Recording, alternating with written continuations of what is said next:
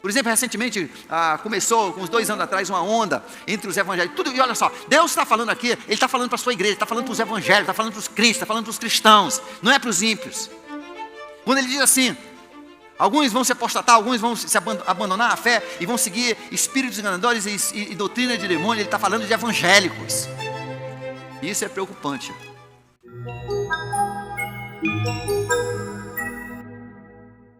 É isso que nós estamos fazendo. Nós somos uma igreja diferente. Para você que não conhece outras igrejas, nós somos diferentes.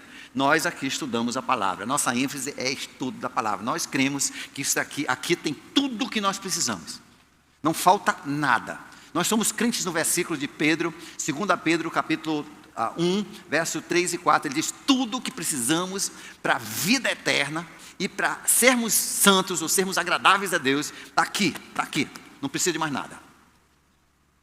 Não precisa de mais nada. Não precisa ir buscar mais informações na internet por outros gurus e pessoas, outros ventos de doutrina. Não, está tudo aqui.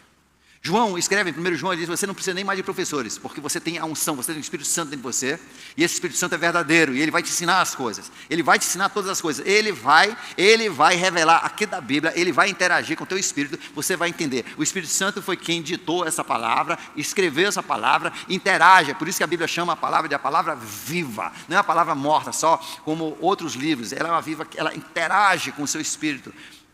E Deus colocou e preservou a sua palavra para que nós pudéssemos escapar do que eu vou falar hoje à noite. 3 semanas atrás, numa universidade de Kentucky, nos Estados Unidos, aconteceu pela 2ª vez na história dessa igreja, dessa universidade metodista. E não são muito conservadores não, né? Muitos alunos vão lá que não tem Cristo, até ateu, eles são conhecidos por ter uma boa educação. Mas, de repente, o capelão deu uma mensagem lá, e no final da mensagem, uns 5 ou 6 alunos ficaram e começaram a louvar a Deus, levantar as mãos e cantarem bem alto e orar. E, de repente, os alunos começaram a voltar para dentro. Daqui um pouco estava lotado e ficaram 10 dias ali dentro daquele auditório, louvando a Deus, orando, dando testemunhos e vendo manifestações. Então isso agora com o celular, isso foi para toda parte do mundo. Eu tenho pelo menos muitos pastores mandaram para mim, olha só, o grande avivamento lá em Asbury. Isso aconteceu, na verdade, no ano 70. No ano 70 aconteceu o mesmo fenômeno, no mesmo lugar, no mesmo auditório. E foi um fenômeno, então espalhando, avivamento. O que aconteceu? Aí milhares sobre milhares de pessoas começaram a descer sobre aquela cidadezinha de 10 mil, 12 mil pessoas. E não tinha lugar para esse pessoal. O pessoal, todo mundo querendo tocar Jesus. Todo mundo querendo pegar um pouquinho do Espírito, ver a manifestação do Espírito naquele lugar. Até que a polícia teve que fechar a estrada para não poderem ir mais para ali. Não tinha mais lugar. Estava um estado de sítio, de perigo. Aí, quinta-feira, a diretoria da faculdade, né, fechou. Né, disse, vai acabar o avivamento. Agora parou. Agora vamos ver o verdadeiro avivamento. Vamos ver se vocês vão viver esse avivamento. Agora acabou. Não pode ficar, tem que voltar para as aulas. Nós já estamos em risco dos nossos credenciais acadêmicos, né? Porque os alunos não estão indo para a aula. Está tudo isso. Avivamento. E todo mundo está assim, pasmo, pastores estão pasmos. Eu recebi de pessoas que falavam, pasmo, olha aqui avivamento, olha aqui avivamento. É esse o avivamento que nós procuramos. Alguns anos atrás, em Toronto, no Canadá, de repente um pastor visitante de uma igreja semi-pentecostal, ele foi lá, mas nunca teve grande manifestação, ele foi lá e começou a pregar, e ele soprou sobre o povo. E todo mundo caiu no chão. A partir daquele começaram a ter manifestações semanais, todo domingo tinha manifestações. Às vezes o pessoal ia e atacava o riso, o pessoal ria por meia hora, 1 hora, até não terem mais energia, caíam no chão, desmaiado de tanto rir. Às vezes chegava e todo mundo estava latindo que nem cachorro. Às vezes chegava e as pessoas estavam rugindo como leão. Às vezes as pessoas caíam no chão e ficavam se tremendo que nem você vê em manicômios. Aquele transe descontrolado e as pessoas com os olhos revirados e batendo ali. Tudo dizendo que era manifestação do Espírito. Às vezes as pessoas ficavam coladas no carpete e não conseguiam sair. Às vezes as pessoas ficavam tão bêbadas e tontas que elas não conseguiam mais dirigir. Tudo no nome do Espírito. E milhares sobre milhares de todos os planetas, inclusive do Brasil, foram milhares de pessoas para lá. E pastores aprenderem essa unção, tocarem nessa unção. Essa semana passada, um irmão chegou comigo, conversou, ele queria saber a minha opinião e ver. Porque tem um pastor agora aqui em Manaus, um pastor de uma igreja aqui em Manaus, evangélico, que ele está fazendo cirurgia sem bisturi. Ele mete a mão aqui dentro, vai lá dentro, puxa. Ele puxou do amigo dele que estava com um problema de próstata. Ele puxou aqui de dentro uma perna de camaleão e um bolo de cabelo. E o homem ficou curado. O que você me disse disso? Eu digo, eu não sei. Porque sabe de uma coisa? Sabe quem fazia isso? Há muitos anos atrás? Quem conhece? Lembra? Um famosíssimo, brasileiro famosíssimo. Conhecido no mundo inteiro. Chamava-se Dr. Fritz. Que era possuído por um espírito. E quando o espírito possuía, ele ia lá dentro e tirava porcaria das pessoas. E curava as pessoas, fazia cirurgia de todo tipo nas pessoas. O que eu digo disso? Eu digo, aconteceu. Mas se é de Deus, eu não sei dizer.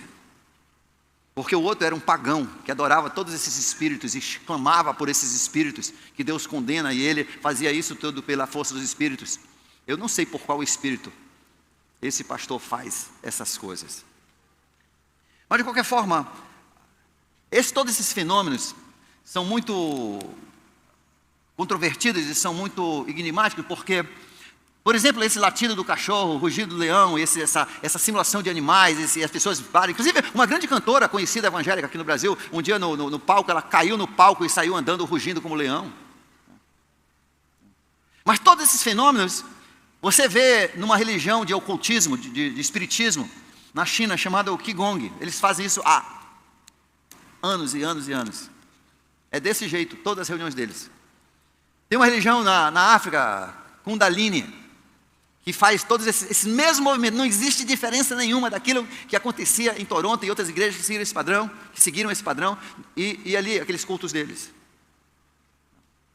Então a questão, o que está acontecendo?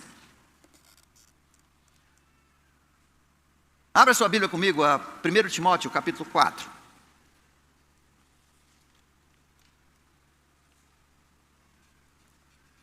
Primeiro Timóteo, capítulo 4, diz assim: o Espírito diz claramente que nos últimos tempos, alguns abandonarão a fé e seguirão espíritos enganadores ou sedutores e doutrinas de demônios.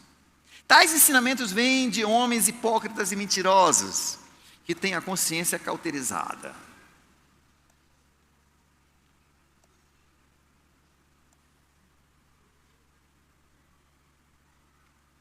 Gente, às vezes nós perdemos o contexto das cartas de Paulo.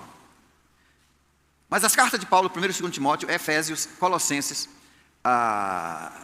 Gálatas, eram cartas que Paulo escreveu porque ele não escreveu para os perdidos, ele não escreveu para os pecadores, para aqueles dos ímpios, ele não escreveu para as pessoas fora daí, ele escreveu para a igreja.